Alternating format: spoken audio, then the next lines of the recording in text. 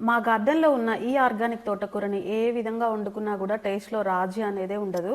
ఈ తోటకూరతో ఎప్పుడు చేసే పప్పు, పులుసు, వెల్లుల్లి కారంతో చేసే తోటకూర ఫ్రై ఇలా కాకుండా కొంచెం డిఫరెంట్‌గా ఉండాలని కొంచెం వెల్లుల్లిని ఎక్కువ తీసుకొని చిన్న చిన్న ముక్కలుగా కట్ చేసి అయితే కూరలో వేసుకుందాం అనుకుంటున్నా. తింటుంటే పంట కింద తగులుతుంటే చాలా బావుంటాయి గదా! ఆనియన్స్‌ని ఒక హాఫ్ మినిట్ ఫ్రై చేసుకున్నాక చిన్నగా కట్ చేసి పెట్టుకున్న వెల్లుల్లి ముక్కలను కూడా వేసుకొని ఒక హాఫ్ మినిట్ ఫ్రై చేశాక తోటకూరను వేసుకొని అలా కలుపుతూనే ఉండాలండి. అన్ని ఆకుకూరలు ఫ్రై అయినంత ఈజీగా తోటకూర అస్సలు ఫ్రై అవ్వదండి, కొంచెం టైం తీసుకుంటుంది. తోటకూర కంప్లీట్గా ఫ్రై అయింది అనిపించినప్పుడు మాత్రమే సాల్ట్ వేసుకోండి. ఏదో ఒక పచ్చడి కాంబినేషన్తోనే నేను ఏ ఫ్రై అయినా తింటానండి, నాకు చాలా నచ్చుతుంది అలా.